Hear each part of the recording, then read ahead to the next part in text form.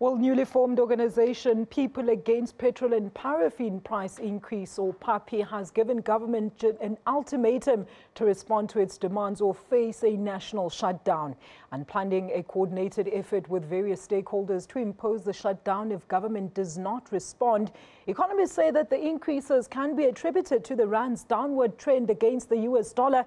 And now to talk to us more about this, we're very pleased to be joined from our Durban studios by Ms. Visvin Reddy, who is, of course, in charge of this new group. Ms. Visvin, thank you so much for joining us. Tell us all about PAPPI. Thank you very much. The organization PAPPI, People Against Petrol and Paraffin Price Increases, was formed soon after the shocking news a few weeks ago when fuel prices in this country reached a record high. We represent the people of this country, the citizens of this country, and we believe after petrol went up by as much as 85 cents a litre that this is unacceptable, because as fuel prices increases, it affects the poorest of the poor, it affects all South Africans, it affects particularly the vulnerable in our society. Food prices go up, transport costs go up, but people's salaries and wages does not go up. It's well and good that the economists and people from organizations like the AA will give you clinical reasons about why these increases are in place. But let's look at some facts. In the past 6 years, crude oil prices has dropped considerably. In fact, we are paying about half what we paid for crude oil 6 years ago. The rand was even weaker 6 years ago, but the cost of fuel today is much more expensive than it was before. We need to also, as citizens of this country, begin to question our taxes that we pay here.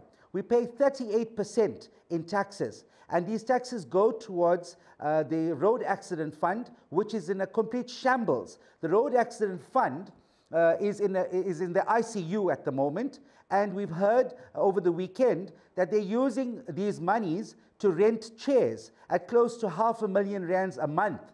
And why do we pay for things that are being mismanaged?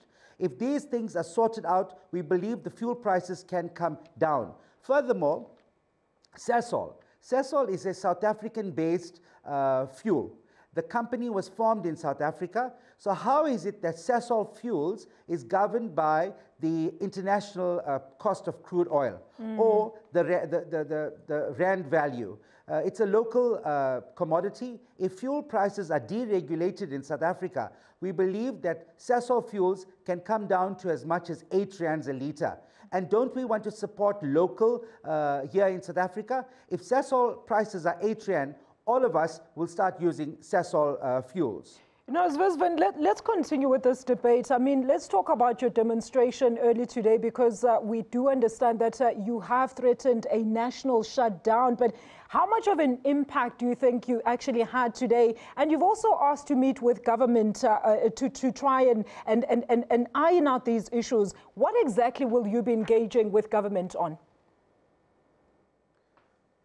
This is the first time in the history of price increases, fuel price increases, that people have stood up and said, enough is enough.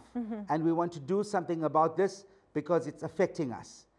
We want to engage government because government is responsible for setting the prices of fuels in this country. And you've heard how fuel prices are structured. Yes. So today we began, and it's more an awareness campaign. I would not have been here in the studio today had we not started this campaign.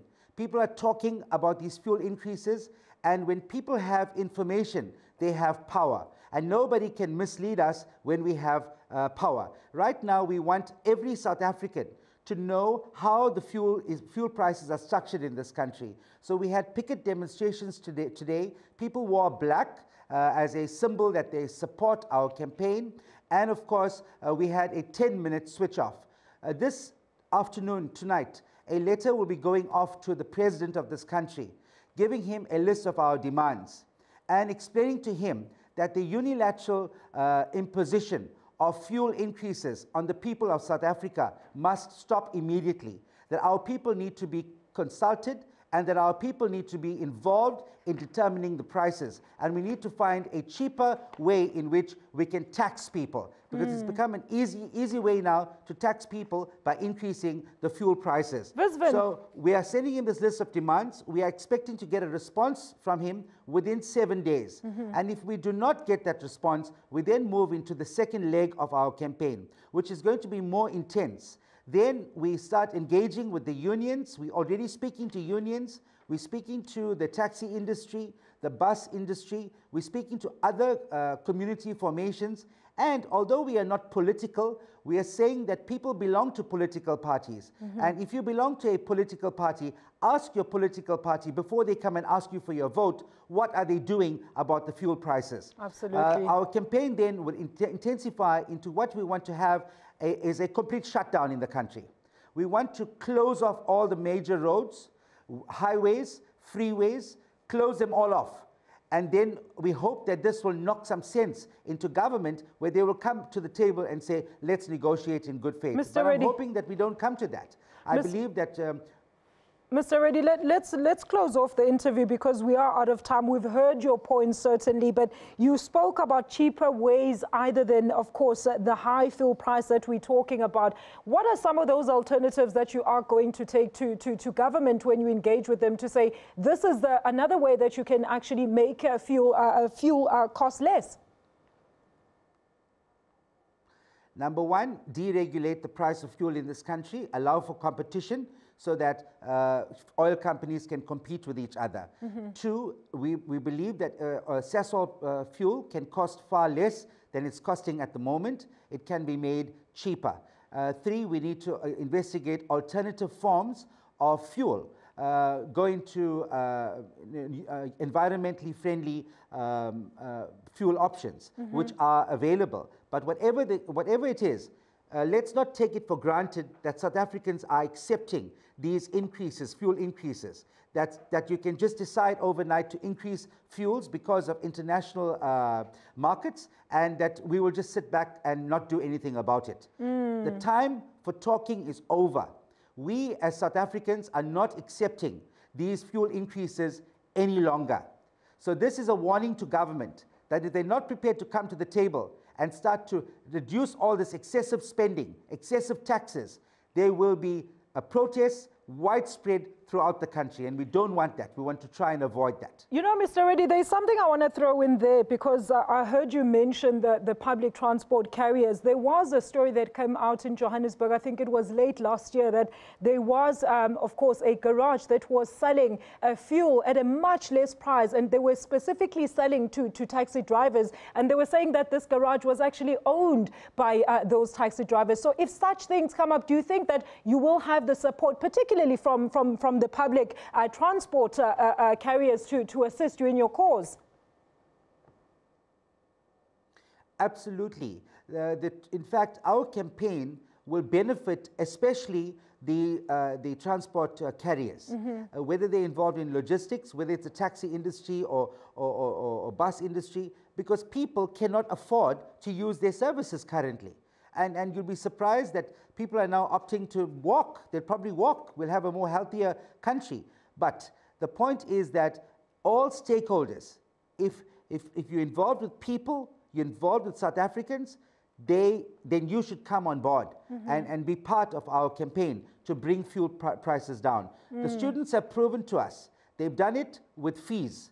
Fees must fall campaign. It worked wonderfully in the country. I believe that with the same sort of solidarity and unity that we can bring, where all South Africans come together, we can reduce fuel costs in this country. And then are we not going to go back to that, to the road tolls, Mr. Reddy, to that debate of paying for the tolls on the roads? Because this was another way that they were saying that they are saving us money from paying for those road tolls. Well, the total amount that the government has received in fuel taxes was 238 billion rand in the past 6 years. And that money, contrary to what we were led to believe, which was for the building of roads and repairs, is not so. That goes into national treasury. Now we pay for the repair of roads through fuel levies.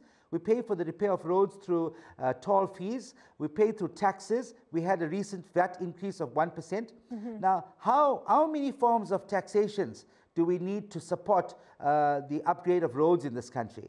And this is we're not being open about it. If government can open up the cards, tell us exactly how much of this money really goes towards the building of roads, then I think I'll be in a position to engage you on this, a little better. But right now I can't, because none of this information is available. All right, so people can still shut down their engines this afternoon, Mr. Reddy? Well, if you're part of the campaign, you've organized yourself into a group, and obviously if you've got SABC TV there, you're welcome to do it, yes.